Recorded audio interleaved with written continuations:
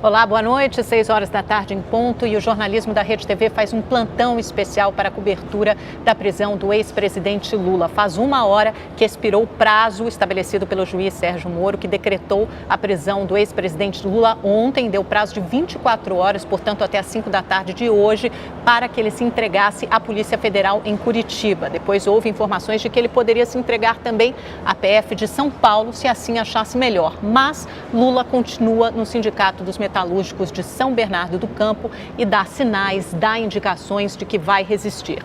Ao meu lado, eu estou com o professor de Ciência Política da USP, José Augusto Guilhom. Professor, muito obrigada pela sua participação aqui no nosso programa especial. Eu que agradeço o convite, muito obrigado. Vamos conversar com o professor José Augusto Guilhom, também vamos conversar com o jurista Gustavo Badaró, professor de Direito Penal da USP, que está a caminho, se atrasou um pouco por causa desse trânsito de sexta-feira, 6 da tarde, mas já está a caminho, chegará aqui também para falar sobre os próximos passos jurídicos, depois do presidente Lula, pelo menos até agora, ter descumprido essa ordem de prisão do juiz Sérgio Moro. Vamos conversar agora com o repórter Mauro Talhaferri, que está na frente do Sindicato dos Metalúrgicos em São Bernardo do Campo, no ABC Paulista, e tem mais informações. Oi, Mauro, tudo bem? Como é que está o clima por aí? Quais são as suas últimas notícias, suas últimas informações aí de São Bernardo? Amanda, pelo que tudo indica aqui, pelos discursos que a gente tem ouvido, o presidente Lula vai permanecer na sede do sindicato até que a Polícia Federal venha buscá-lo. A presidente do PT, a senadora Gleisi Hoffmann, acabou de discursar aqui. Ela indicou que o presidente Lula não deve mais falar com a militância, porque ela transmitiu o agradecimento de Lula e pelo apoio que os militantes estão dando a ele. E um abraço também de Lula a todos os militantes. Tanto Gleisi Hoffmann quanto outros parlamentares que estão aqui discursando estão insistindo que o presidente Lula não está descumprindo nenhuma ordem judicial. Disse a presidente do PT, abre aspas, aquele juiz de Curitiba deu ao presidente Lula a opção de ir a Curitiba. O presidente Lula não exerceu essa opção, preferiu ficar com seu povo, mas nós estamos em endereço público e conhecido. Não é para afrontar, mas não espere que a gente caminhe para o brete como boi de cabeça baixa para o matadouro. É aqui que o presidente está, é aqui que ficaremos, fecha aspas, foram as declarações da presidente do PT, Gleisi Hoffmann. Portanto, a leitura que a gente faz é essa. Lula concorda em se entregar à Polícia Federal, desde que a Polícia Federal venha buscá-lo aqui na sede do sindicato em São Bernardo. Amanda. Agora, Mauro, a gente tinha conversado um pouco mais cedo, eu e você, e havia informação que você tinha confirmado com altas fontes do PT de que o ex-presidente Lula estava negociando sua entrega com a cúpula da Polícia Federal, né? A defesa do ex-presidente, a cúpula da Polícia Federal. Pelo visto, essas negociações não avançaram e agora a corrente radical do partido, de fato, ganhou terreno para pregar resistência, né? Amanda, não tenho exatamente essa leitura. O que me parece é que ainda continua havendo uma negociação, principalmente por parte dos advogados. Mais de uma pessoa, mais de uma fonte me confirmou que os advogados estão conduzindo essa negociação. Então, eu não acredito que haja, no caso, aí um chamado de um conflito, mas uma forma de marcar posição. Mais ou menos isso que a senadora Gleisi Hoffmann disse no discurso dela. A gente não vai lá de cabeça baixa se entregar, mas se quiserem vir buscar aqui, ele está aqui no endereço que todo mundo sabe. As interpretações para esse tipo de ato é que vão variar. Se isso é considerado uma afronta, se é considerado uma atitude conflituosa, ou se é uma negociação, falar assim, venham que vindo para cá eu me entrego. É esse tipo de negociação, esse tipo de interpretação que nesse momento está sendo feito. Mauro, muito obrigada pelas suas informações. A gente volta a qualquer momento, a gente está aqui, é só você chamar se houver qualquer notícia, qualquer informação, até um discurso do ex-presidente Lula que estava sendo planejado antes, mas pelo que a presidente do PT, Gleisi Hoffmann, falou, pelo visto esse discurso não será feito, pelo menos não hoje. Gostaria de conversar um pouco aqui com o meu entrevistado, professor Guilhom, professor de Ciência Política da USP. Professor, qual a sua leitura dessa resistência do ex-presidente Lula em se entregar? Quais são as consequências políticas que isso pode ter? São duas coisas, né? São dois discursos, na verdade, porque um é o que está ocorrendo de negociação, que são mais ou menos conhecidas. Isso já de 2 ou 3 horas atrás já estavam em negociação os advogados e a Polícia Federal. Isso está ocorrendo e essa negociação você faz concessões, eu faço concessões. É assim que se faz negociação. E a outra coisa é o discurso para fora. Que o discurso para fora é um discurso que quer caracterizar a situação como uma situação de perseguição política, caracterizar uma situação de violência, que é o que aconteceria se a Polícia Federal fosse lá. Você tem 300, 400 pessoas que estão muito irritadas e muito excitadas, chega a polícia, há um conflito. Mas isso aí, a meu ver, é um discurso que está sendo utilizado para tentar caracterizar isso. Por outro lado, está correndo paralelamente a negociação. E uma negociação é alguma coisa que só anda quando há concessões de parte a parte. Então, o Lula vai ter que fazer algumas concessões, ele, os advogados dele, e a Polícia Federal vai fazer concessões maiores do que já está fazendo. Né? Quer dizer, desde o início já foi feita uma grande concessão, que é, em vez dele ser preso, nós vamos esperar e dar um prazo para ele se apresentar. Além disso, evidentemente, existem outras possibilidades que podem ser abertas. Ele pode se apresentar onde ele quiser negociar isso. Né? Então, são duas coisas. Se você quiser, podemos conversar depois também sobre essa questão das consequências políticas. Não, eu acho isso interessante, professor, e até esse discurso radical que o PT tem adotado, né, sempre de dizer que é uma perseguição política, que todo processo jurídico se trata de uma perseguição política, isso tem rendido frutos? Tem sido um discurso eficaz? Eu acho que foi um discurso bastante ineficaz. A defesa, houve uma mudança, inclusive, na defesa do Lula, depois que ele foi condenado, que foi recorrer a grandes juristas criminalistas, inclusive o antigo presidente do Supremo Tribunal Federal, um homem de esquerda conhecido, um democrata e que foi um defensor durante a ditadura daqueles que eram perseguidos militarmente. Né? Por quê? Porque a defesa dele o tempo todo usou a confrontação, né? Se confrontou, usava expressões muito agressivas não só contra o juiz Sérgio Moro, mas sobre a justiça em geral. E isso, evidentemente, não lucrou nada. Né?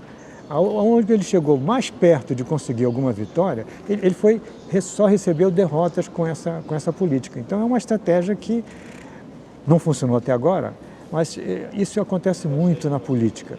Se as coisas não acontecem, mas elas continuam sendo feitas. Eu acho que talvez tenha sido mais eficaz naquela época da condução coercitiva, né? A primeira ordenada pelo juiz Sérgio Moro, que aí ele conseguiu se vitimizar. Não sei se em algum momento ele está tentando repetir essa estratégia agora, de levar a Polícia Federal para dentro dos sindicatos metalúrgicos. Professor, eu vou continuar conversando com o senhor já. Antes, a gente quer falar com Brasília também, porque ao longo do dia a defesa do ex-presidente Lula tentou mais uma cartada na Justiça para evitar a prisão. Mas o Superior Tribunal de Justiça, o STJ, negou esse pedido de habeas corpus. De Brasília, o repórter Eric Klein, que acompanha também tudo que está acontecendo lá, tem mais informações. Oi, Eric, boa noite. Então, como já era esperado, não haverá habeas corpus para Lula.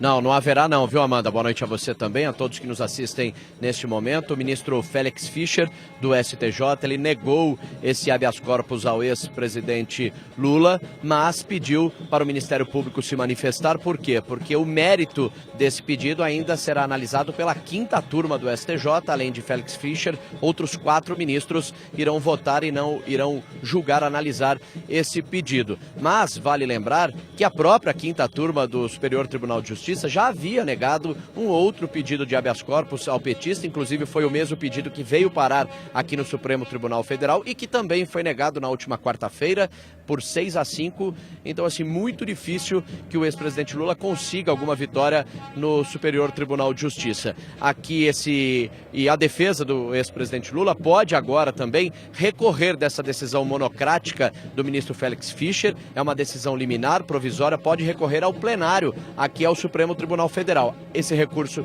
ainda não chegou. O que chegou aqui, sim, no Supremo Tribunal Federal foi um outro habeas corpus impetrado por um advogado que não faz parte da defesa do ex-presidente Lula. Esse pedido caiu nas mãos do ministro Marco Aurélio Mello, mas ele não quis ficar com essa responsabilidade, informou a ministra Carmen Lúcia, presidente da Corte, que não iria decidir sobre isso e pedindo para ela redistribuir esse pedido de habeas corpus para outros ministros aqui da Corte. E nada tem data para ser julgado, nem lá no STJ, esse julgamento pela quinta turma, né, pelos 5 ministros desse HC, e nem aqui esse habeas corpus também impetrado por esse advogado que não faz parte da defesa do ex-presidente Lula. Aqui na frente do Supremo Tribunal Federal a gente tem um grupo de manifestantes, cerca de 15 manifestantes com bandeiras do Brasil, com batuques, buzinas, comemorando essa eminente ou essa possível prisão do ex-presidente Lula, mas a situação é tranquila, o trânsito liberado na esplanada dos ministérios, é uma manifestação pacífica. Aqui em frente na Praça dos Três Poderes também não há problema nenhum e a gente continua acompanhando aqui para alguma repercussão, para algum desdobramento desse caso, e a gente volta a qualquer momento, viu, Amanda? Muito obrigada, Érica. A verdade é que o ex-presidente Lula não tem tido sucesso, né, nesses sucessivos recursos apresentados pela defesa. A gente volta agora para São Paulo com a repórter Caroline Niquerido, que está na frente da sede da Polícia Federal. Como é que está a situação por aí, Carol? Oi, Amanda, boa noite. A situação é tranquila e foi tranquila durante toda a tarde. Agora, como vocês podem observar, ficaram alguns jornalistas aqui na frente. A assessoria de imprensa da PF conversou com os jornalistas um pouco mais cedo, falou dessa suposta negociação entre a Polícia Federal e Lula, mas disse que também não era certeza de que Lula deixar o sindicato dos metalúrgicos e vir aqui para a sede da PF na Lapa se apresentar. A gente continua por aqui, qualquer novidade eu volto a te chamar, Amanda. Muito obrigada, Carol. Eu continuo aqui com o professor de Ciência Política, José Augusto Guilhom, da USP, Universidade de São Paulo. Professor, o senhor mesmo tinha sugerido, né, da gente explorar um pouquinho das consequências políticas dessa resistência do ex-presidente Lula, né? O fato dele não ter se entregado à PF como decretava a ordem de prisão do juiz Sérgio Moro. Veja, a primeira consequência é uma mudança, digamos, no que está na mesa nas eleições. Se nós temos um candidato que possivelmente vai se registrar, possivelmente vai entrar talvez até para concorrer, porque pode haver uma série de recursos que podem deixar com que ele até chegue na urna, né? Mas que não vai poder fazer a campanha porque está preso, né?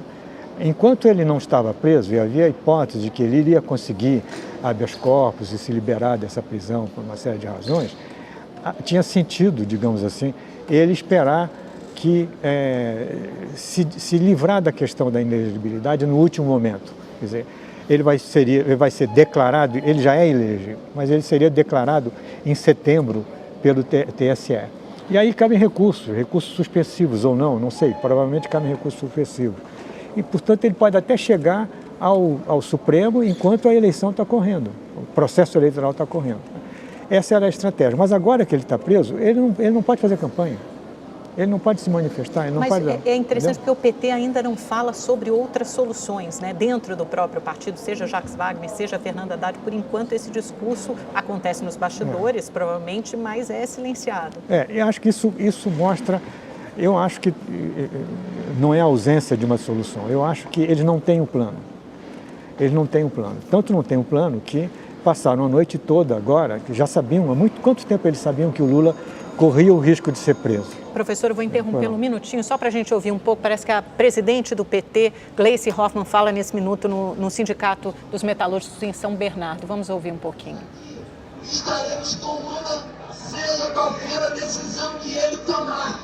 Porque nós temos que ter a consciência de que nós resistiremos pela democracia. Nós queremos que Lula tome a decisão certa, porque nós queremos um Lula livre. E ele terá que seguir a orientação política, mas também a orientação jurídica, porque nós queremos que a orientação jurídica o ajude a ter ele conosco de novo nas ruas, lutando pelo país. Um grande abraço. Saudação do PCdoB. Abraço. Daí a fala da deputada Carioca. Bom, como vimos, não era a presidente do PT, Gleice Hoffmann, né? Outra pessoa falando. Vamos conversar agora com Curitiba. Os repórteres Théo Taveira e Débora estão em Curitiba, na frente da sede da PF do Paraná, e falam também sobre essa expectativa para a chegada do ex-presidente Lula. Não sei se vai acontecer hoje, né?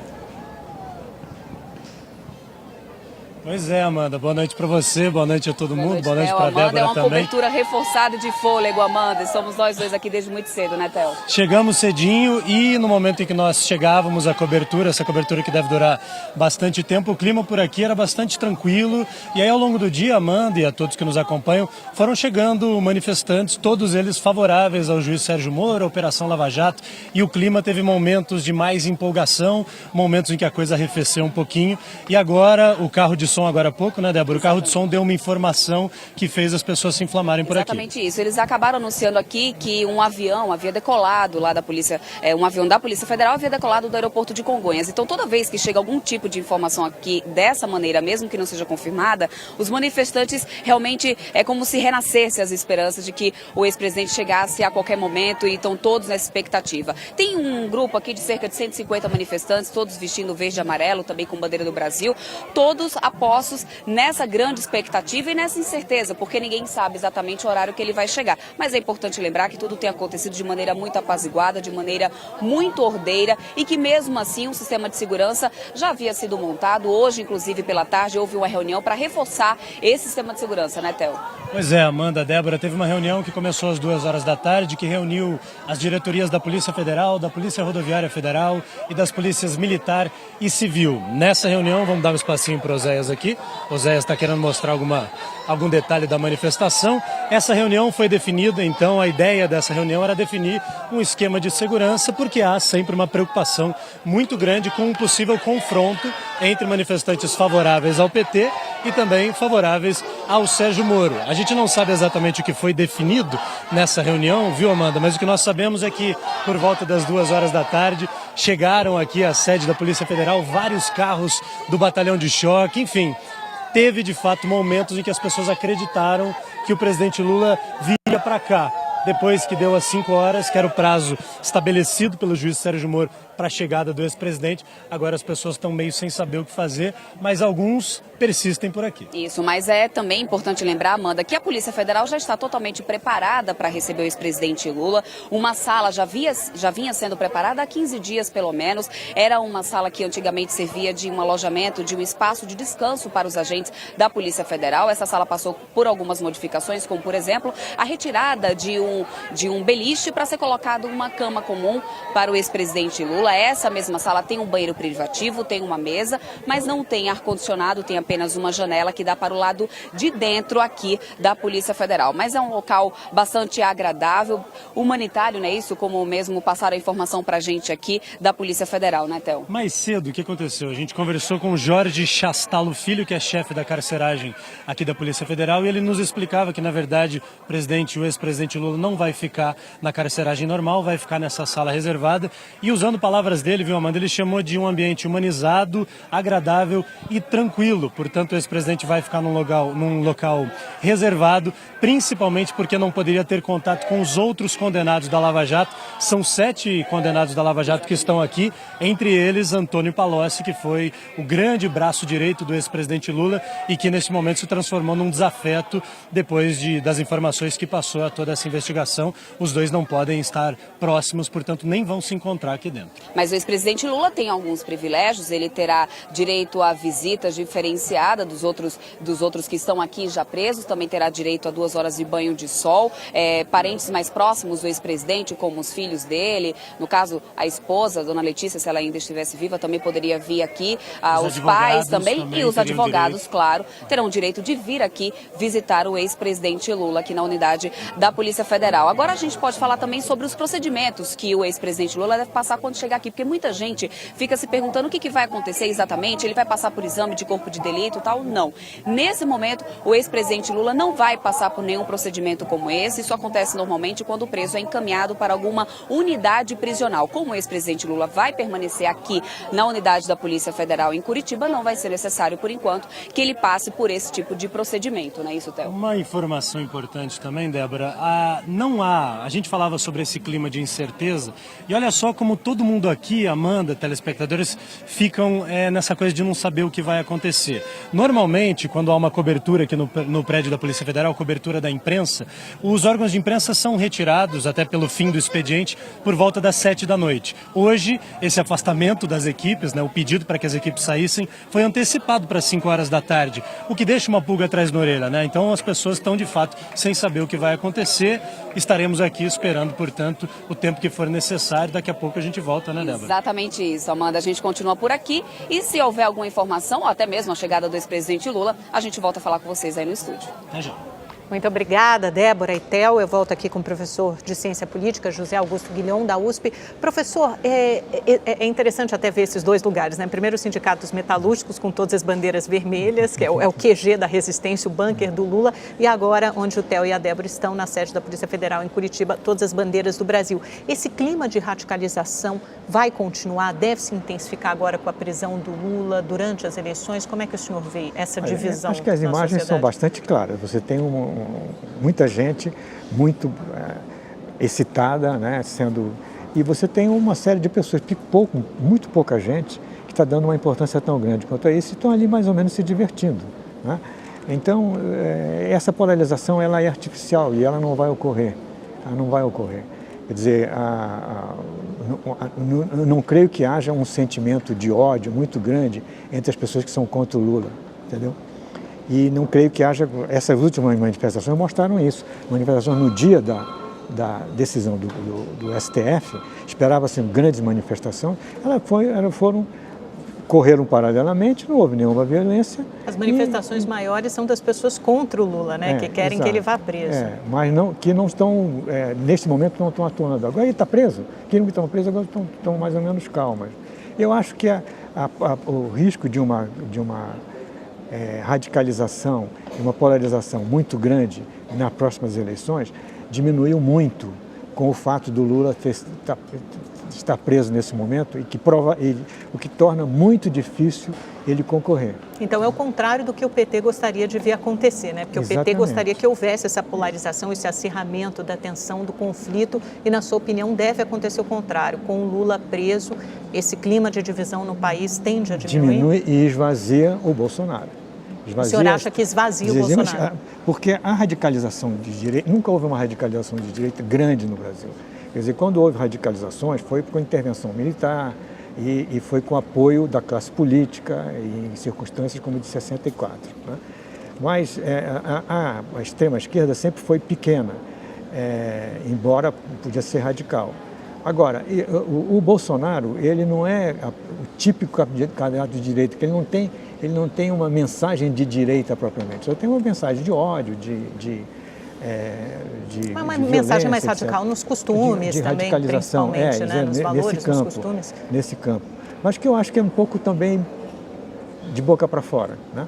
Agora, ele estava sendo considerado como o radical remédio contra o Lula. Saindo do Lula, ele vai perder muito da sua importância. O senhor acha que ele perde o antagonista, o antípoda? Ele perde o antagonismo que dava... E qual será, então, o grande tema dessa eleição, professor? Porque a gente também não vê, quer dizer, a gente vê um centro muito fragmentado, uma esquerda também sem um candidato forte, evidente. Eu acho que o grande tema vai ser as reformas. Vai ser esse conjunto de reformas que já era um grande tema central, que dividia bastante, mas que havia um certo consenso, mais uma grande parte da elite política, e que não foi adiante. Não foi adiante em grande parte por toda todo esse processo que levou à tentativa de denúncia contra o presidente, etc. Mas eu acho que não há como escapar disso. A discussão vai ser em torno disso. É claro que vai haver o tema da corrupção vai estar presente, porque uma das reformas é essa, né? Diminuir a capacidade de corrupção, né? Eu acho que eu espero, mas acredito também com base em dados, com base na análise política, né? Que isso vai ser... Professor, eu vou te pedir licença um minutinho, nós vamos ouvir um pouco da fala, das declarações que a deputada do PT, Maria do Rosário, fez há pouco no Sindicato dos Metalúrgicos em São Bernardo do Campo. Vamos ouvir. Nós estamos diante de alguém que é inocente, que está sendo injustiçado e que não foi condenado em definitivo e, portanto, tem direito de defesa. Nós só temos Lula como candidato a presidente. E o judiciário tem um grave problema para resolver, porque as pessoas deste Brasil vão querer votar em Lula. Então, a gente vê aí uma ala bastante radical do PT, ilustrada por essa fala da deputada Maria do Rosário. O repórter Eric Klein, em Brasília, também tem mais informações sobre esse dia da prisão que ainda não aconteceu do ex-presidente Lula, né, Eric? É verdade, viu, Amanda? A defesa do ex-presidente Lula tentando todos os artifícios, todos os instrumentos para tentar evitar essa prisão do ex-presidente Lula, determinada pelo juiz Sérgio Moro, depois de que o habeas corpus dele foi vencido aqui no Supremo Tribunal Federal na última quarta-feira. Mas, como a gente já havia dito, a justiça não está tão condescendente assim com o petista. Ele não consegue vencer, ele não consegue uma vitória, ele não consegue um habeas corpus em nenhuma esfera, nem no STJ, nem aqui no Supremo Tribunal Federal. E eu conversei com alguns adversários da política do ex-presidente Lula, que frequentam aqui o Congresso, que são congressistas, né, na verdade, e a avaliação é mais ou menos o seguinte, eles dizem assim, que para o PT, né, para os petistas, a justiça e a lei só vale quando é para os adversários. Quando é para o PT, ou quando, no caso, para o ex-presidente Lula, a justiça é falha, a justiça não serve, a lei não pode ser assim. Então há esse entendimento, essa fala, né, dos adversários do ex-presidente Lula, que estão quase que indignados, dizendo que quando é, por exemplo, para o Gedel Vieira Lima, a lei vale, que a justiça está se fazendo justiça. Quando é para o ex-governador Sérgio Cabral, tudo bem ele ficar preso. Agora, quando atinge um petista, ou quando atingiu agora o ex-presidente Lula, a justiça é falha e a lei não é tão boa assim para eles, né? Isso que há um entendimento entre os adversários aqui do Congresso do ex-presidente Lula. A defesa ainda continua tentando traçar uma estratégia. Há uma possibilidade da defesa recorrer aqui ao Supremo Tribunal Federal da decisão monocrática do ministro Félix Fischer, que hoje à tarde, no final da tarde, negou o habeas corpus para o ex-presidente Lula, na verdade, e que liberou aí o petista para ser preso a qualquer momento, já que o prazo, né, das 5 da tarde já venceu. O ex-presidente Lula continua ali no sindicato em São Bernardo do Campo, e aí a defesa tenta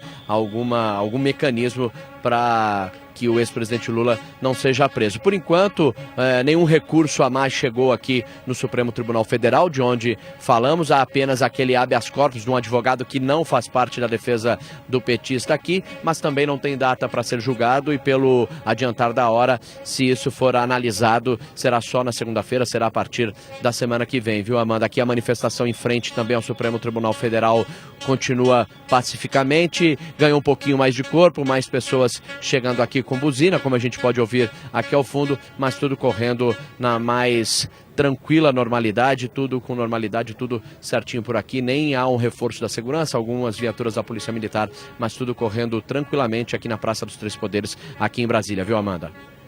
Muito obrigada, Eric, pelas suas informações. Você continua de plantão e a qualquer momento a gente volta com Eric Klein de Brasília. Eu quero agradecer muitíssimo a participação do professor de Ciência Política da USP, José Augusto Guilhão. Muito obrigada, professor, pela sua participação conosco ao vivo. Nós voltamos aqui para São Paulo, vamos conversar com o repórter Ed Paulo, que está em frente ao aeroporto de Congonhas, né, Ed? Estava todo mundo esperando aí, já havia até um avião da PF pronto para levar o ex-presidente Lula para Curitiba, caso ele se entregasse. Como é que está isso aí por aí agora? Boa noite, Amanda. Boa noite a todos. Olha, uma expectativa muito grande por aqui. Na verdade, essa confirmação da chegada do avião da Polícia Federal ainda não foi feita por parte dos agentes da Polícia Federal, mas acontece o seguinte: eu conversei com muitos taxistas aqui, eles viram esse avião sim pousando, o avião já está aqui, segundo informações das próprias pessoas que estão no local, e aí nós estamos bem em frente ao salão, onde, você se lembra, né, Amanda? Foi aqui que o presidente Lula, ele fez o depoimento na Lava Jato, quando ele veio aqui, praticamente foi mandado para cá, né? Veio para cá para prestar o depoimento, e é por aqui, segundo informações que nós obtivemos, que ele vai entrar se ele se entregar hoje. A informação que nos chegou agora, aqui passada por pessoas que estão lá dentro, um movimento muito grande dentro do salão, é de que o ministro Cardoso, ministro do presidente Lula, ele está negociando com a Polícia Federal para que ele venha para cá, mas ele não quer ir no jato da Polícia Federal. Essa é a informação que a gente acabou de receber aqui. Se Lula vier aqui para o aeroporto, ainda hoje, ele não vai no avião da Polícia Federal. Ele está fazendo essa exigência para ir num avião particular, num jatinho particular. A Polícia Federal não confirma que o avião está aqui, mas a gente já viu agentes por aqui, muita gente já viu o avião, então fica essa expectativa, né, Amanda? A qualquer momento ele pode vir aqui para o aeroporto de Congonhas, mas se for preso, se for para Brasília, ele fez essa exigência de ir num avião particular. É de Polo de São Paulo, voltando aí para o estúdio.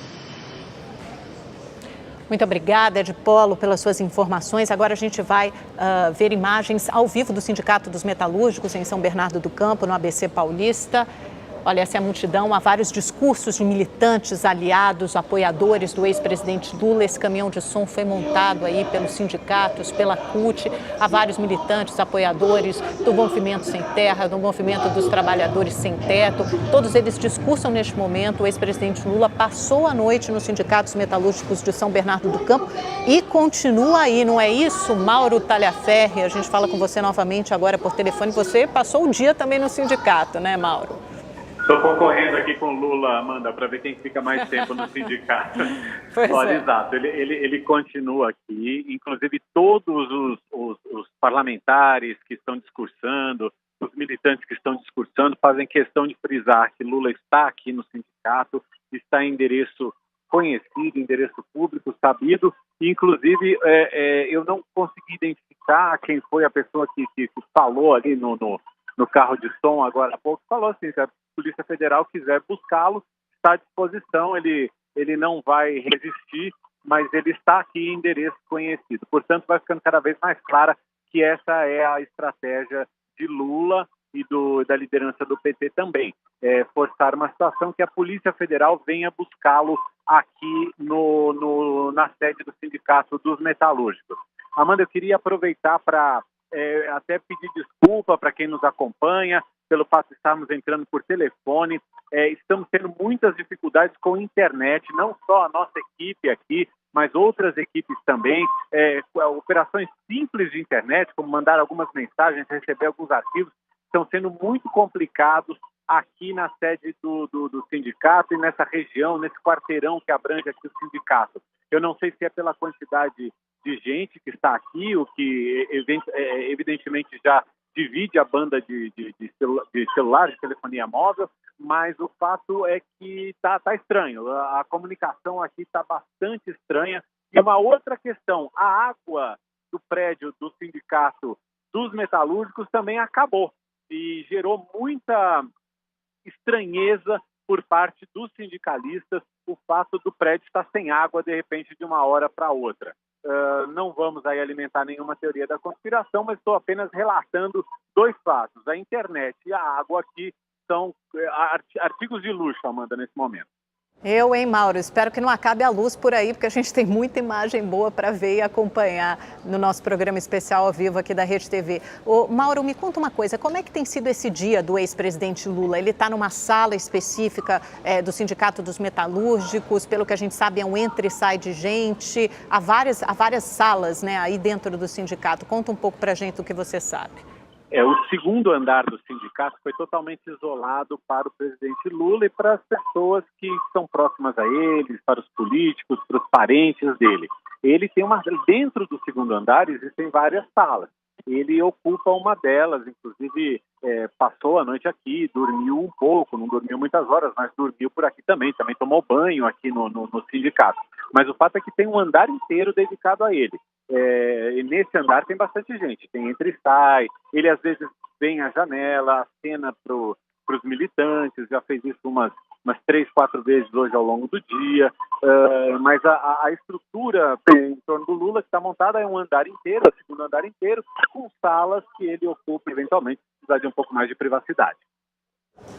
Mauro, muito obrigada pelas suas informações. A gente volta com você a qualquer momento. Enquanto isso, você vai apurando aí com as suas fontes. Pelo visto, o ex-presidente Lula tem dado todos os sinais de que vai resistir, né? Embora a gente sabe que tem uma comunicação aí entre a defesa dele e a Polícia Federal, mas pelos discursos aí da presidente do PT, Gleisi Hoffmann, ela diz claramente, eles é que venham até aqui, o ex-presidente Lula está no endereço certo e sabido, público, então eles é que venham nos buscar. Vamos conversar agora com Tony Vendramini, que fala do Rio de Janeiro. Há algumas manifestações, eu consigo ver muitas pessoas mobilizadas atrás de você. Bom, petistas, né? Acabou de passar uma bandeira aí na sua cara, Tony. Pois é, tem essa coisa de ser repórter, né? Mas conta pra gente como é que está a movimentação no Rio, em que ponto da cidade você está? Tem isso, Amanda. Boa noite. Faz parte, né? Boa noite a todos que nos acompanham. A manifestação aqui no Rio de Janeiro acontece no centro da cidade, em um tradicional ponto de manifestações, né, de atos políticos, que é a Igreja da Candelária. Mas daqui a pouco, na verdade, os manifestantes já estão começando a fazer isso, já estão começando a deixar aqui o local.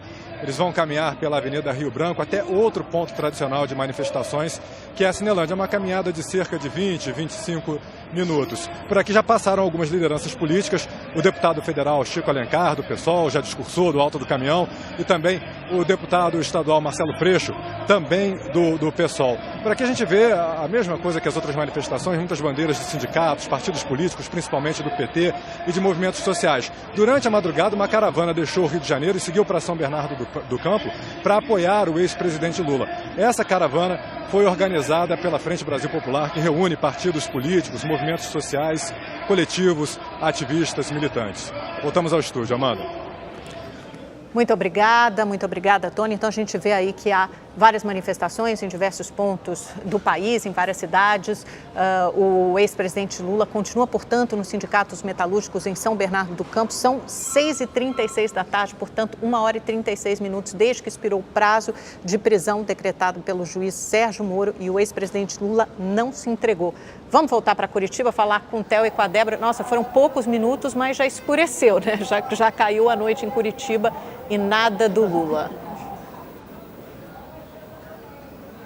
Exatamente isso, Amanda. Nada do Lula, mas os manifestantes não arredam o pé daqui, viu? E diferente do que aconteceu, do que está acontecendo aí no Rio de Janeiro, como você acabou de falar, Amanda, aqui não tem presença de petista não, viu? Aliás, era esperada a presença dos petistas aqui. Havia, inclusive, um evento marcado no Facebook e aguardávamos uma manifestação deles a 1h da tarde aqui hoje, mas eles não compareceram, assim como também havia sido marcada uma vigília para essa madrugada na frente do diretório do Partido dos Trabalhadores aqui de Curitiba, mas essa vigília não aconteceu. E por aqui, os manifestantes que são a favor da prisão do Lula continuam super animados, né, Theo? É porque parece que as informações, Amanda, que a gente está recebendo aí de São Paulo não estão sendo recebidas aqui, porque agora há pouco, não faz nem 10 minutos, mais uma vez o carro de som que está aqui próximo da nossa equipe, a pessoa que está lá em cima do carro de som deu a informação de que o Lula já estava dentro de um avião e estava vindo para cá. Eu não sei se as pessoas usam isso como forma motivacional para manter os manifestantes aqui. Eles querem mesmo é que o Lula seja preso, isso é fato, né, Theo? Mas não há pressa para isso, e isso foi afirmado mais cedo aqui por um delegado aqui da Polícia Federal, né, Theo? Bom, mais cedo teve uma reunião aqui entre o presidente da Federação dos Policiais Federais, que é o Luiz Boldens. Ele se reuniu com Maurício Valeixo, que é o superintendente da Polícia Federal do Paraná. Portanto, os dois se reuniram. A gente não conseguiu entrevistar o superintendente da Polícia Federal, que é quem está tomando conta de toda essa operação, mas o Luiz Boldens desceu após essa reunião e nos passou algumas informações importantes. Disse que, apesar do ex-presidente Lula não ter se apresentado às 5h da tarde, como era previsto, ficou todo aquele clima de é foragido, não é foragido, aquela discussão toda. Apesar disso e apesar do anseio popular aqui em Curitiba, a Polícia Federal não pretende usar força, Débora. Então a ideia é que haja negociação, pelo menos essa informação que vem aqui de Curitiba, é que haja negociação para que o ex-presidente Lula se entregue ou seja preso, seja como for, mas de forma pacífica, nunca na base do enfrentamento. É essa postura da Polícia Federal por enquanto. Inclusive, Amanda, é importante a gente lembrar que houve a mudança de rotina aqui da população nesse entorno aqui da unidade da Polícia Federal aqui de Curitiba. Por exemplo, tem um café aqui próximo em que a senhora, que é a proprietária do café, me falou mais cedo que ela pretendia nem abrir a unidade hoje, ela pretendia não vir trabalhar, nem sair de casa, com medo de que houvessem alguns confrontos entre os manifestantes contra, os manifestantes a favor. E existiu também alguns moradores aqui da região que saíram mesmo, optaram por sair daqui com medo, com medo de que acontecessem confrontos, com medo de alguma arruaça nessa região, mas de fato isso não aconteceu até agora. A rua nem precisou ser bloqueada, o trânsito vem fluindo normalmente e continuamos aqui aguardando qualquer novidade e, claro, a chegada do ex-presidente Lula, né, Theo? Pois é, as pessoas não sabemos se elas estão recebendo as informações corretas ou se o pessoal do carro de som está usando isso como forma de motivar o pessoal a continuar aqui. Mas enquanto tiver manifestante e houver a possibilidade do ex-presidente vir a Curitiba ainda hoje, nós continuaremos aqui trazendo todas as informações. Amanda, é com você. É só perguntar para vocês, né? Se eles quiserem saber a informação correta, não precisa nem ir muito longe. Obrigada, Theo. Débora, vocês continuam com a gente. Enquanto isso, eu converso com o professor de Direito Penal da USP, Gustavo Badaró. Professor, muito obrigada por participar desse nosso programa Cobertura Especial da prisão do ex-presidente Lula. Eu que agradeço, obrigado a oportunidade. Uma prisão que não aconteceu, né, professor? Quais são os próximos passos a partir de agora? Como é que a Polícia Federal, como é que a Justiça deve agir? Bem, o ex-presidente Lula tinha até às 17 horas para se entregar voluntariamente. Isso não ocorreu, o mandado de prisão foi expedido, portanto ele tem validade e ele pode ser preso a qualquer momento. Como ele está no sindicato, que tem uma proteção equivalente da residência, até para garantir um dispositivo constitucional, não pode haver um ingresso forçado no período noturno. O código é claro, nessa situação, mesmo durante a noite, a Polícia Federal poderia ir até lá e se ele voluntariamente quiser se entregar, ele pode se entregar. Mas se não houver um ato espontâneo do ex-presidente, o que a polícia pode fazer é apenas guardar as saídas do prédio, isolar o local e esperar o amanhecer. Aí sim, no dia de amanhã, mesmo sendo sábado, não tem problema não ser dia útil, ela poderia, se houver resistência durante a manhã de entrega, junto com duas testemunhas, inclusive forçar as entradas, arrombar a porta e entrar para efetuar essa prisão. Embora a gente não imagina que a Polícia Federal vá fazer isso, porque a chance de confronto, de conflito com essa multidão em frente ao sindicato é grande, né? Sim, sem dúvida. A polícia já anunciou, e me parece correto, que quer evitar qualquer tipo de confronto, qualquer situação nesse sentido. Isso é o que a lei permite, como uso máximo da força, mas isso deve ser adequado ao caso concreto. Mesmo hoje, acho que seria muito difícil que qualquer policial conseguisse chegar até a porta, né? Perto, quanto mais até a porta do sindicato, para sequer exibir o mandado de prisão para quem fosse o responsável por eventualmente autorizar a entrada no prédio. Professor, vou pedir licença um minutinho, a gente vai a Fortaleza com o repórter Emerson Tchalian, que tem informações sobre os bloqueios de estradas, né, com manifestantes. Tchalian, boa noite. Boa noite, Amanda. Boa noite a todos. Antes das estradas, Amanda, uma informação importante. A gente está na manifestação aqui contra a prisão do ex-presidente Lula, num bairro universitário aqui de Fortaleza.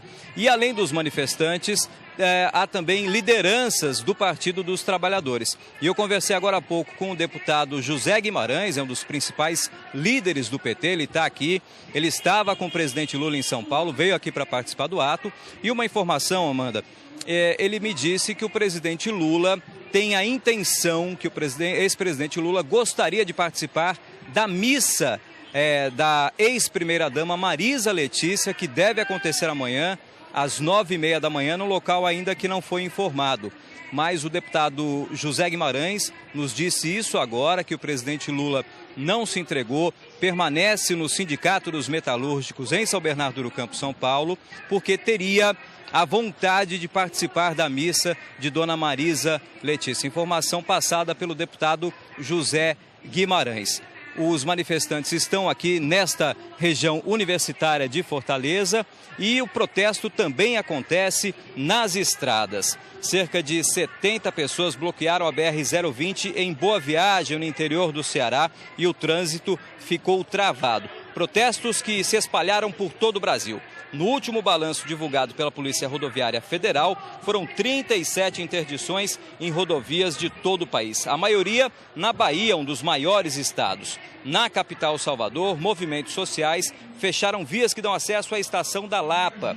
Em algumas rodovias, manifestantes usaram pneus em chamas para fazer bloqueios. Na Paraíba, um dos casos mais graves. Um motorista furou o bloqueio em uma rodovia federal, foi atacado com pedras e reagiu com tiros. Uma mulher chamada Lindinalva Pereira de Lima foi atingida na perna, mas não corre risco. O autor do disparo fugiu.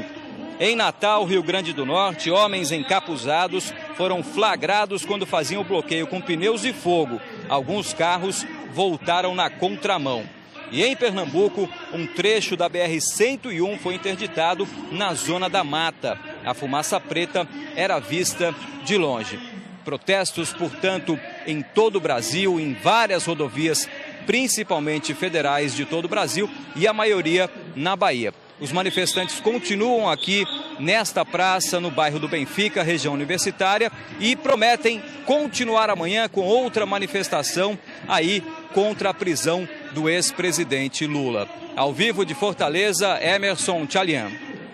Muito obrigada, Tchalian. A gente tem informação aqui já confirmada pela nossa produção de que há cerca de 60 viaturas da polícia e do batalhão de choque também ali no entorno, né, do Sindicato dos Metalúrgicos em São Bernardo do Campo, apesar do professor já ter esclarecido que a polícia não pode entrar, né, depois das 6 da tarde, 60 homens, perdão, não são 60 viaturas, são 60 homens, a minha produção me corrige. Apesar do professor já ter esclarecido que depois das 6 da tarde a polícia não poderia entrar forçosamente para cumprir esse mandado de prisão, né, professor? Exato. Do ponto de vista jurídico, como é que o senhor vê essa estratégia de resistência do ex-presidente Lula? Que problemas isso pode ocasionar à defesa dele? Do ponto de vista jurídico, não há propriamente um descumprimento de ordem judicial. O que o juiz Sérgio Moro tinha dado e disse até pela importância do cargo ocupado pelo ex-presidente, era uma faculdade, uma possibilidade dele se apresentar espontaneamente até às 17 horas. Isso não foi feito, mas também o presidente está num local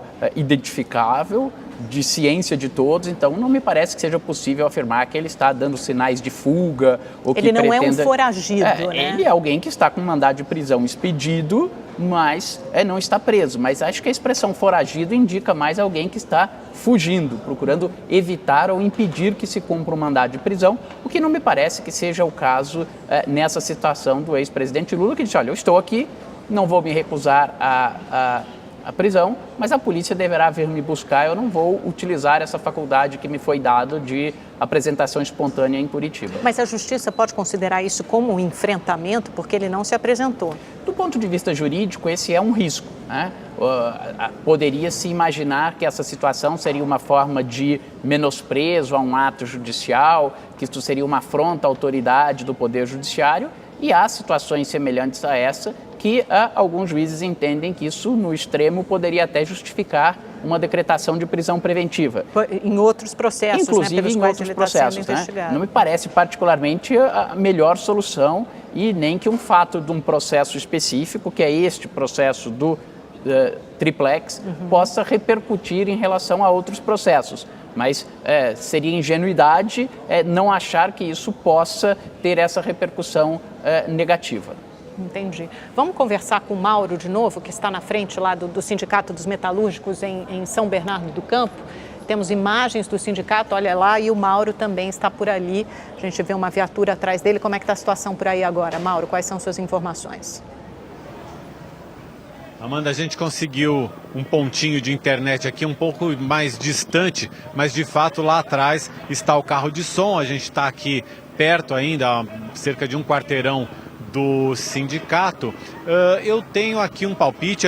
Amanda, eu quero alertar primeiro que eu não estou ouvindo vocês aí no estúdio, mas eu tenho aqui, isso é um palpite meu, baseado no que eu vi hoje de manhã quando eu cheguei por aqui por volta de 7h30 da manhã. As ruas estavam muito tranquilas às 7h30 da manhã.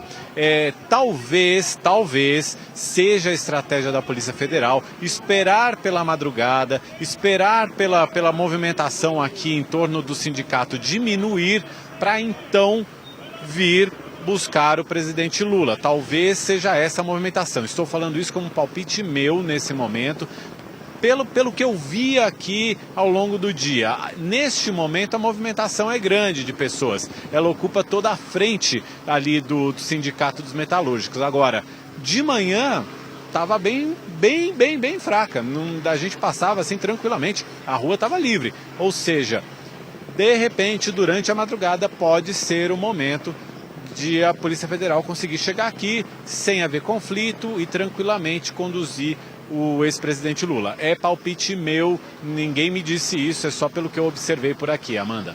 Mauro, e o oposto? Pode acontecer ainda? Você conversando com as suas fontes ou com os aliados políticos do ex-presidente Lula que estão por aí nos sindicatos metalúrgicos, dele decidir se entregar, apesar de ter expirado o prazo que o juiz Sérgio Moro estipulou? Não, Amanda, pelo que eu tenho conversado aqui, a posição é dele permanecer aqui. O discurso tem sido exatamente esse. O Lula não está foragido, ele está num lugar público, num lugar de endereço conhecido, estamos anunciando isso o tempo todo, dizem ali as lideranças políticas ligadas ao PT e outros partidos aliados, e portanto o Lula não está foragido, ele está aqui, é só vir buscar.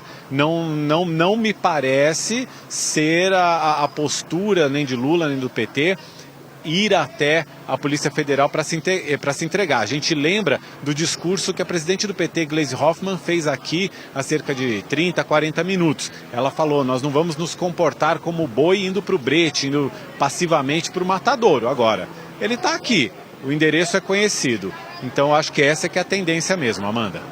Mauro, muito obrigada. A qualquer momento a gente volta com você aí em São Bernardo do Campo. Professor, parece que é uma radicalização dos dois lados, né? Os dois lados dobram a aposta. Primeiro, com a decretação da prisão ontem por parte do juiz Sérgio Moro, ninguém esperava, nem os advogados do ex-presidente, nem os militantes políticos, nem o próprio Lula, nem nós da imprensa. Fomos todos pegos de surpresa.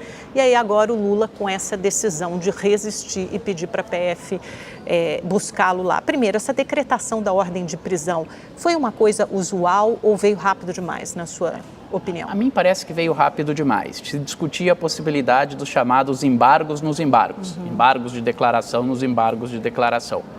O presidente do Tribunal Regional Federal da 4ª Região, ontem pela manhã, em mais de uma entrevista, disse que o normal seria aguardar o prazo do término para que a interposição desse recurso pudesse ocorrer e que só depois do julgamento desses eventuais embargos de declaração, dos embargos de declaração, é que estaria esgotada a jurisdição do Tribunal Regional Federal e que, portanto, poderia ser expedido mandado de prisão. Ou seja, essa ordem contrariou até uma percepção do próprio presidente do tribunal, Carlos Thompson Flores. Exato, uma percepção dele, inclusive falando do caso concreto, dando estimativas dos prazos deste processo. Então, isso surpreendeu a todos. Nesse sentido, sim, foi rápido, foi fora do normal, não foi dentro do que era o padrão que ninguém estava esperando. Aliás, acho que não só a defesa, os militantes, o próprio ex-presidente Lula, como pelo que foi dito pela manhã, o próprio presidente do tribunal. Não houve nenhum fato extraordinário no meio do dia que pudesse levar a essa mudança. Mas tem alguma ilegalidade? Isso pode ser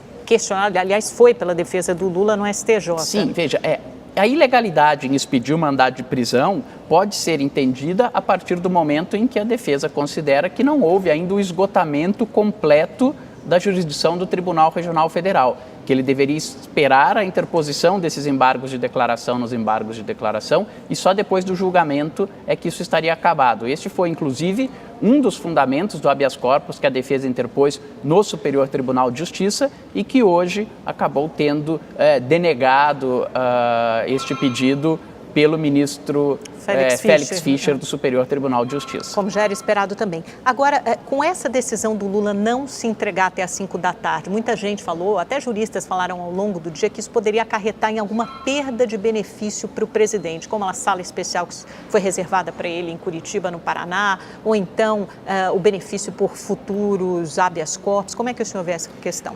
Do ponto de vista jurídico, não há essa perda, me parece. Não há uma fuga do presidente.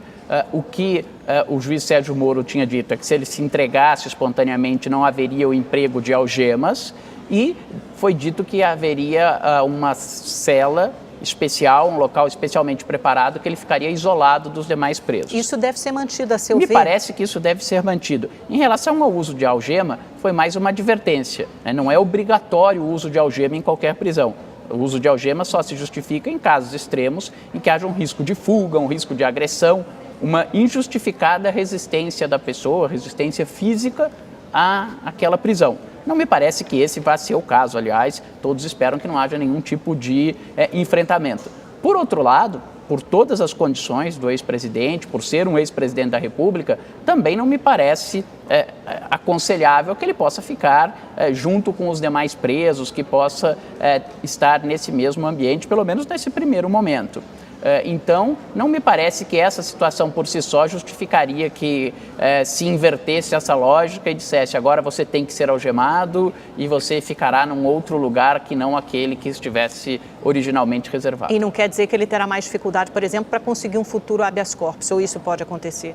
Essa dificuldade, se houver, vai ser muito mais psicológica do que jurídica. Não há nenhuma lesão nisso que ele fez, não há uma ilegalidade nisso que ele fez, no sentido de uma fuga, como se, por exemplo, ele estivesse fugido. Isso poderia até autorizar a decretação de outras prisões preventivas. Efetivamente, ele não fugiu. Portanto, não me parece que juridicamente isso cause esse problema. Agora, se psicologicamente um ou outro juiz no futuro vai interpretar isso como uma afronta, aí é algo que é difícil controlar. Até o direito está ficando um pouco previsível, né, professor, nesses últimos tempos. Olha, nós vamos fazer uma breve pausa aqui na nossa entrevista. Nós vamos a Belo Horizonte com a repórter Patrícia Contato, que fala ao vivo da porta do Tribunal Regional Eleitoral. Mais cedo a gente sabe, né, Patrícia, que a ex-presidente Dilma mudou o domicílio eleitoral dela aí para Minas Gerais, né, para Belo Horizonte, e pretende concorrer nas eleições deste ano. Pois é, Amanda, é isso mesmo. Boa noite. A Dilma chegou aqui em Belo Horizonte no final da manhã. Ela se reuniu e almoçou com o governador de Minas, Fernando Pimentel, que também é do PT. Por volta das 3 da tarde, ela veio aqui à sede do TRE para transferir o seu título de eleitor. Dilma está se mudando de Porto Alegre para Belo Horizonte, segundo ela, por causa do estado de saúde de sua mãe. Na saída da Dilma, a gente conseguiu com exclusividade uma entrevista que ela falou rapidinho com a gente. Acompanhe. O Lula está bastante bem, é um resistente, apesar de estar, como qualquer brasileiro, estaria indignado com a injustiça que estão cometendo contra ele. Bom, pois é, e desde que foi noticiado aí que a Dilma Rousseff estava vindo aqui para o TRE de Belo Horizonte, dezenas de manifestantes e apoiadores dos Partidos dos Trabalhadores vieram para cá. Muitos estavam com faixas e cartazes defendendo a liberdade do ex-presidente Lula. A Polícia Militar reforçou a segurança em todo o quarteirão e houve aí algumas discussões com os motoristas que passavam na hora aqui e xingavam os apoiadores do PT. Mas nenhum incidente mais grave aí foi registrado. A ex-presidente não confirmou a candidatura ao Senado por Minas Gerais, mas disse que deve participar das eleições de outubro. E Dilma disse também que o Brasil precisa de uma transformação. Acompanhe a entrevista. Eu venho muito aqui, então eu achei que seria bom eu estar com o meu título eleitoral aqui, porque uma coisa vocês podem ter certeza, campanha eu vou fazer, candidata ao Senado ou não, eu vou fazer campanha. Porque eu acho que o Brasil precisa de uma transformação. Acho que o Brasil precisa de se reencontrar consigo mesmo. Acho que o Brasil precisa de um processo de pacificação que só é possível se nós tivermos eleições diretas. Eu participarei da campanha de 2018 em qualquer condição. Então, inclusive ou não, isso é possível. Lógico que eu creio que é com Lula. Espero que o Lula seja candidato em 2018. Além de esperar, eu vou lutar para que ele seja. Bom, muito obrigada pelas informações, a Patrícia Contato. A gente viu a ex-presidente Dilma Rousseff ao lado do governador Fernando Pimentel, governador de Minas Gerais, e dizendo que vai concorrer às eleições deste ano, provavelmente ao Senado. Professor, voltando ao caso do Lula, né, até a Dilma não pôde estar com ele hoje nesse momento importante, a gente tem uma situação muito sensível, né, porque se o Lula não se entregar, a Polícia Federal, talvez, pelo menos enquanto houver essa multidão cercando o sindicato, também pode não querer forçar uma entrada pelo risco de conflito, de confronto. Como é que fica? Pode ficar essa situação de impasse? Isso pode durar horas, dias? Essa situação de impasse pode efetivamente ocorrer. É importante lembrar que não seria o primeiro caso. Existem entre nós milhares, centenas de milhares de mandados de prisão que não são cumpridos em um dia, em uma semana, em um mês, às vezes levam anos para serem cumpridos. Mas não com toda essa repercussão, não com esse toda cerco, essa resistência. Mas eu acho que até pelas peculiaridades do caso, é de se buscar uma situação em que não haja um risco para um lado, não haja risco para o outro, e principalmente com essa grande aglomeração de pessoas simpatizantes do ex-presidente Lula na porta da sede do sindicato, imaginar que uma viatura possa forçar a entrada, que policiais possam caminhar tranquilamente pelo meio dessas pessoas, sem que haja um acerto, sem que haja uma negociação prévia, pode ser muito arriscado para ambos os lados. Acho que o que ninguém quer não acrescentaria nem melhoraria em nada a situação nesse momento, seria ter ainda mais um conflito com pessoas feridas, com mais problemas. Então, me parece que, nesse caso, embora possa até haver essa possibilidade jurídica, a prudência indica que, do ponto de vista de fato, é melhor tentar uma solução consensual para que possa evitar qualquer tipo de confronto. Até porque a gente tem informações que os dois lados estão em constante comunicação. Lógico, os advogados do ex-presidente Lula, que não são irresponsáveis, sabem como funciona, e a cúpula da PF aqui em São Paulo e em Curitiba estão em constante comunicação justamente para negociar a melhor maneira de fazer isso, ou do presidente Lula se entregar, ou da PF, e até lá a gente não sabe ao certo. Agora, professor, tem mais alguma coisa que o juiz Sérgio Moro, já que não foi cumprida a ordem de prisão que ele estabeleceu até às 5 horas da tarde, ele tem que expedir um novo mandado de prisão? Como é que funciona isso do ponto de vista legal? Não é necessário que eles peçam um novo mandado de prisão, aquele mandado de prisão está valendo. O que acontece é que o mandado de prisão por ele expedido, ele é comunicado normalmente para a Polícia Federal na área de competência do juiz Sérgio Moro. Estando o ex-presidente Lula em São Bernardo do Campo, o que ele tem que fazer, isso pode ser feito agilmente por comunicação eletrônica, é mandar uma carta precatória com este mandado de prisão para um juiz federal aqui de São Paulo ou de São Bernardo do Campo, onde esteja o ex-presidente, para que este juiz determine o cumprimento desse mandado de prisão. A determinação do juiz Sérgio Moro vale, por ele ser competente, na área de Curitiba, mas não vale em outro estado. Vale o mesmo mandado de prisão, mas eu necessito da ordem de um juiz daqui de São Paulo ou um juiz federal de São Bernardo do Campo para que isso possa ser cumprido. Tá certo, professor. Vamos agora ao Recife, né? A gente também... Opa, então aqui, olha, eu já estou até confundindo as câmeras, é tanta coisa. Em Recife também ocorrem manifestações em apoio ao ex-presidente Lula. Quem tem as informações é a repórter Caroline Fernandes. Centenas de manifestantes ocupam a Praça do Derby, aqui na área central do Recife, em um ato contra a prisão do ex-presidente Lula, decretada ainda na noite de ontem pelo juiz federal Sérgio Moro. O ato foi programado pelo Diretório Estadual do PT e também pela Frente Popular Brasil Sem Medo. Reúne vários integrantes de movimentos sociais, integrantes de sindicatos ligados à CUT, a Central Única dos Trabalhadores, e também simpatizantes do ex-presidente Lula. Por enquanto, a manifestação ocorre com tranquilidade, sem registro de tumulto. De acordo com a CUT, hoje houve mais de 20 pontos de bloqueio nas rodovias BR-101, 428 e 232 em todo o estado de Pernambuco. Muito obrigada, Carol. E agora vamos a Brasília com o repórter Eric Klein, que acompanha a movimentação por lá, né, Eric? Boa noite.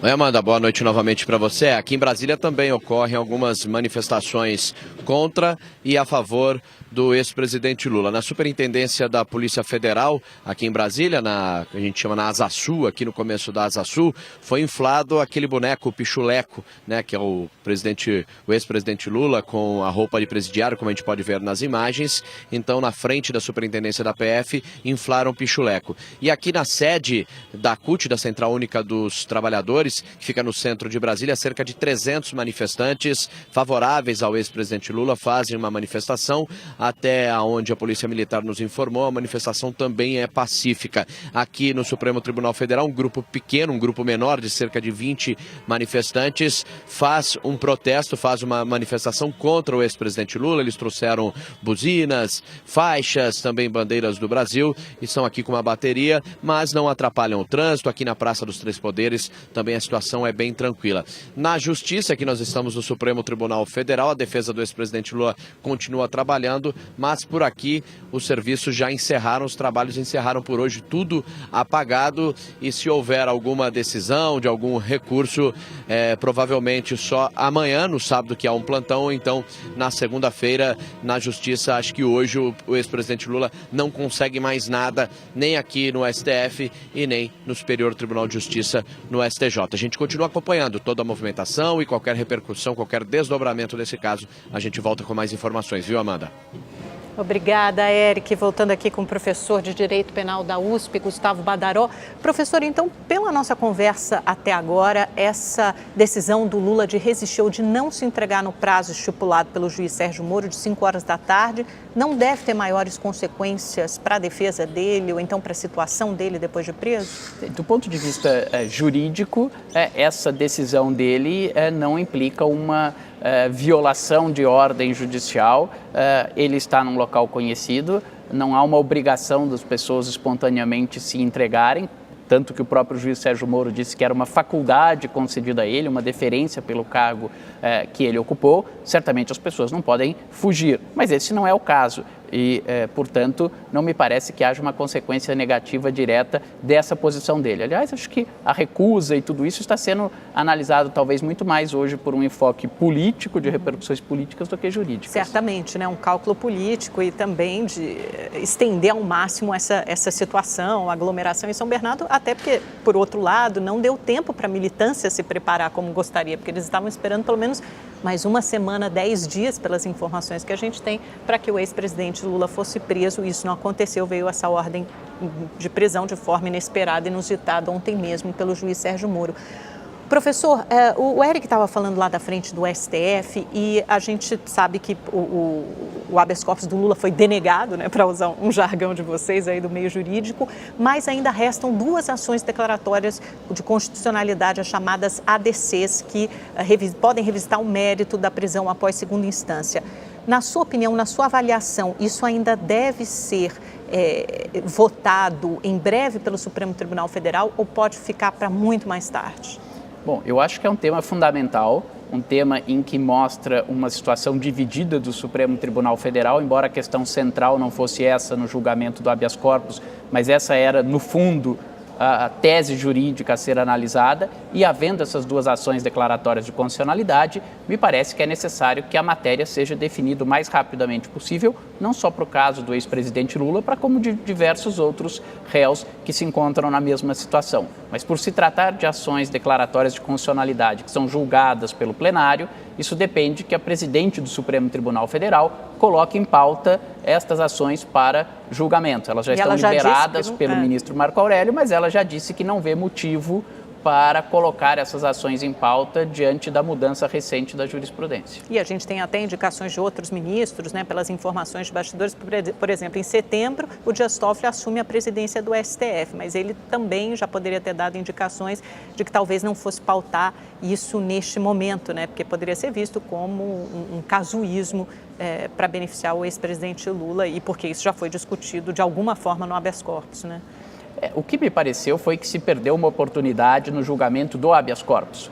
O Supremo Tribunal Federal, inclusive, nas 2 outras mudanças recentes de posição sobre o mesmo tema, sobre até o momento no qual vigorava a presunção de inocência, fez essa mudança em julgamento de outros habeas corpus. Em 2009, quando o Supremo disse que vigoraria até o trânsito em julgado, foi no julgamento de um habeas corpus, e mais recente, em 2016, quando o Supremo adotou uma posição mais restritiva, também foi no habeas corpus. O Supremo estava reunido em plenário. Ao meu ver, poderia perfeitamente ter definido não só a questão do habeas corpus em si, como ter adotado uma posição de fundo do plenário. Fosse para manter a posição atual, fosse para alterá-la em relação ao que se decidiu em 2016. Era o plenário, reunido com todos os ministros, era um momento em que cada ministro, ao meu ver, não só poderia, como deveria ter dado a sua própria posição sobre o tema. Isso evitaria a necessidade de se aguardar futuramente o julgamento dessas ações declaratórias de constitucionalidade. Estou sentindo uma crítica velada ao voto da ministra Rosa Weber, né? Porque aí ficou uma coisa um pouco incoerente, apesar da convicção pessoal dela ser sobre a prisão apenas após o trânsito em julgado, as 4 instâncias, ela votou com a colegialidade, né? Como ela disse. Eu diria não uma crítica velada, eu faço as 2 coisas, um elogio e uma crítica. Há um elogio à posição que a ministra Rosa Weber toma nas turmas, quando ela diz, embora esta não seja a minha posição, eu respeito a posição do plenário do Supremo e aplico aqui a posição da maioria, ainda que não seja a minha, quando ela está na turma. Mas quando se está julgando no plenário, o plenário está reunido, são os 11 ministros do Supremo. Ao meu ver, pouco importa se nesse momento é um habeas corpus, é uma ação declaratória de inconstitucionalidade, é uma ação declaratória de constitucionalidade, é o plenário do Supremo que deve dar a última palavra sobre aquele tema. Então, para mim, ela deveria ter decidido de acordo com a opinião dela naquele momento. Professor, vou interromper um pouquinho mais, nós vamos voltar ali para São Bernardo do Campo, temos imagens ao vivo lá na frente do sindicato. É isso? Olha, tá lá, tá lá. Vamos ouvir um pouquinho. Tem o Estado brasileiro, a União, os municípios e os estados, um país que não cobra mais impostos ricos e apenas da classe trabalhadora ou dos empresários produtivos. Portanto, companheiros e companheiras, quero aqui dizer, emocionado, que é um ato extremamente importante, porque nos dá aqui em jogo apenas a defesa no caminhão de som em São Bernardo do Campo. Professor, eu ouvi já de diferentes políticos que o ex-presidente Lula poderia ser beneficiado eventualmente com uma prisão domiciliar, depois de um novo habeas corpus impetrado no Supremo Tribunal Federal. O senhor vê essa possibilidade? O ordenamento jurídico prevê a prisão domiciliar em 2 casos. Uma como forma de cumprimento da prisão preventiva, não é a situação em que se encontra o ex-presidente Lula. Se ele vier a ser preso, ele estará preso para cumprir pena, ainda que de forma antecipada. E a lei de execução penal também prevê a possibilidade de prisão domiciliar, da pena ser cumprida domiciliarmente em determinadas circunstâncias. Em princípio, nenhuma dessas circunstâncias da lei de execução penal se aplicam ao ex-presidente Lula, embora a jurisprudência tenha flexibilizado essas hipóteses legais e, às vezes, nós já acompanhamos em casos recentes em que o presídio não apresenta condições mínimas adequadas por problemas de saúde, por idade avançada da pessoa que está cumprindo pena, acabe se concedendo a prisão domiciliar. Então, é sempre uma possibilidade e que não é uma possibilidade para o ex-presidente Lula ou pela condição de ex-presidente. É algo que existe na lei e que pode ser aplicado para qualquer pessoa que se encontre nas hipóteses legais ou com essa maior ampliação para quem esteja num estado de saúde debilitado, numa condição física incompatível com o estado tão severo que é ficar encarcerado num presídio brasileiro atualmente. Parece que não é o caso dele, né? Pelo menos por enquanto. Bom, a princípio não há notícia de nenhuma questão de um estado de saúde tão agravado ou de uma doença que impeça o cumprimento da pena nesse lugar. Professor, o senhor é a favor da prisão após segunda instância? Não, eu não sou a favor, mas acho que menos importante do que eu ser a favor ou não, acho que a Constituição tem um termo muito claro. Todos sabem o que é trânsito em julgado. É um conceito jurídico muito definido no sentido de que o trânsito em julgado ocorre quando não cabe mais nenhum recurso. O argumento que foi utilizado pelo Supremo Tribunal Federal para afirmar, mas os recursos especiais extraordinários, quando vão para Brasília, não se discute mais prova, por isso eu posso encurtar a presunção de inocência, ele era um argumento conhecido do legislador constituinte. Quando o Constituinte resolveu dizer que a presunção vai até o trânsito em julgado, ele sabia que os recursos especiais extraordinários que ele próprio estava criando ou mantendo não admitia análise de prova. Então, acho que essa foi uma opção do Constituinte.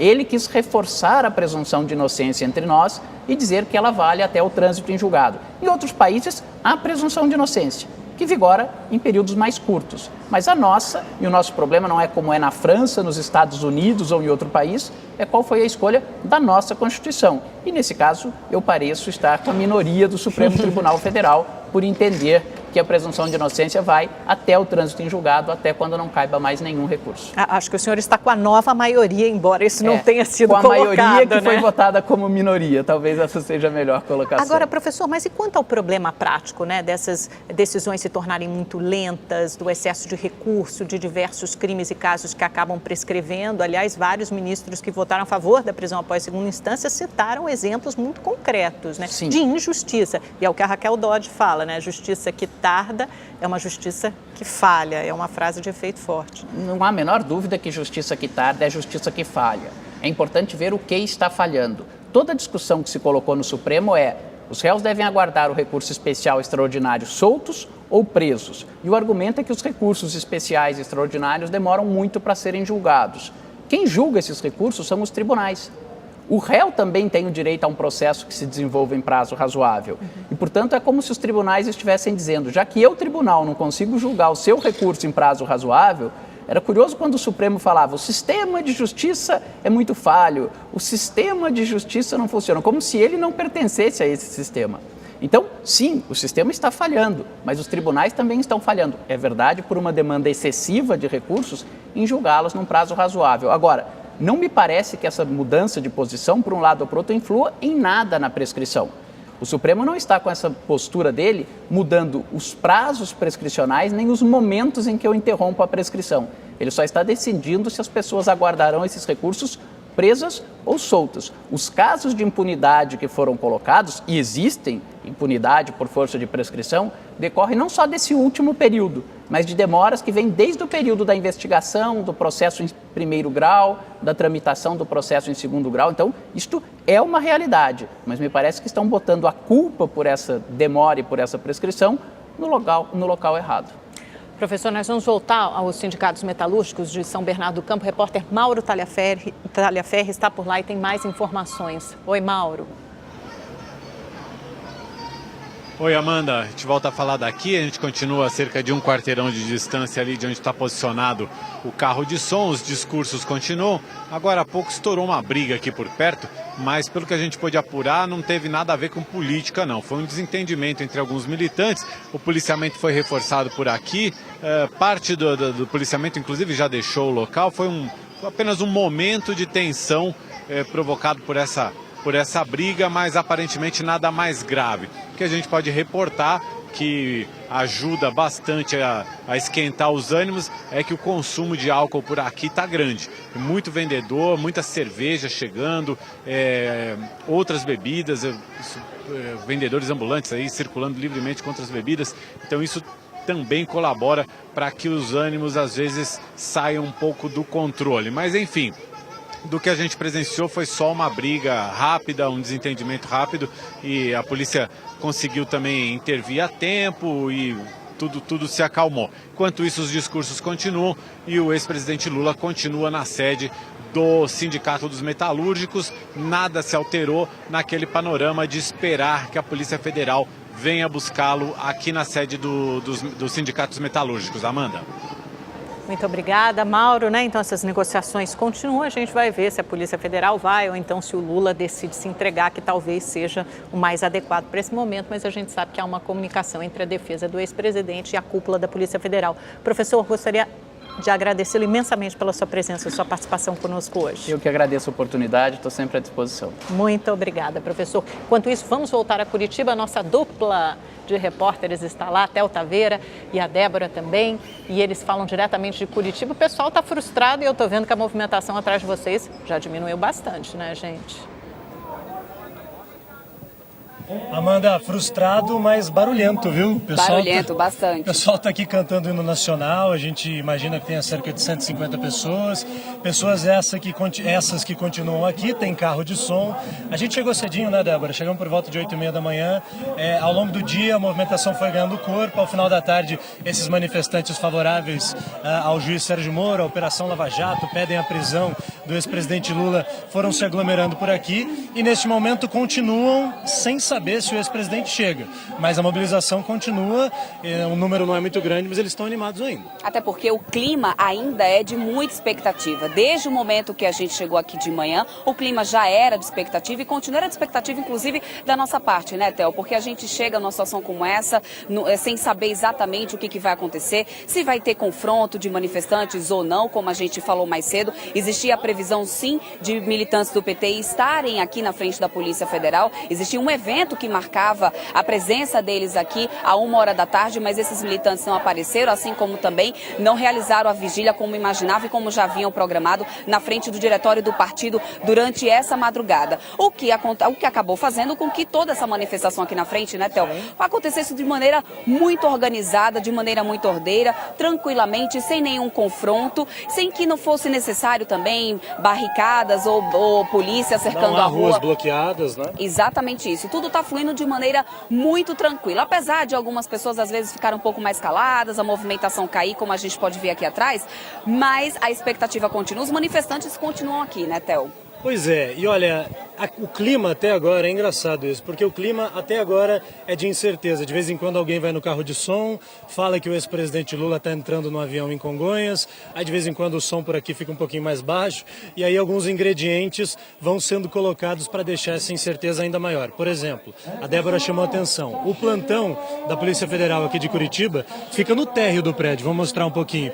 E lá em cima, no segundo andar, tem luzes acesas. Aí as pessoas se perguntam, por que tem luz acesa se o plantão fica na parte de baixo e se o expediente já se encerrou? Segundo informação, quem faz a cobertura política aqui em Curitiba sabe que normalmente os jornalistas são autorizados a ficar lá dentro, Débora, dentro das dependências da Polícia Federal e também no gramado que fica à frente, os jornalistas são autorizados a ficar lá até por volta de 7 horas da noite. Hoje, por algum motivo que não se sabe muito bem, todos os jornalistas foram retirados às 5 horas da tarde. Não sabemos se foi por uma questão de segurança, se estava sendo feita uma varredura. Então, a verdade é que esses pequenos elementos deixam ainda a situação de incerteza pairando no ar por aqui. E acabam fazendo com que a gente acredite que realmente o ex-presidente Lula pode chegar a qualquer momento aqui na unidade da Polícia Federal em Curitiba. Mas o fato é que ele continua ainda no Sindicato dos Metalúrgicos. O prazo dado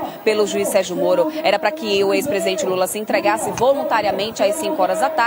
Esse prazo voluntário não foi cumprido, mas mesmo assim ainda é aguardada a prisão do ex-presidente Lula hoje, nesse dia, nessa sexta-feira, e é por isso que ninguém arreda o pé daqui, e é por isso também que foi pensado em um sistema de segurança para manter a ordem, né, Theo? Exatamente, foi feita uma reunião hoje envolvendo os principais órgãos de segurança aqui do estado do Paraná, então a diretoria da Polícia Federal, a diretoria da Polícia Rodoviária Federal e também as direções das polícias militar e civil.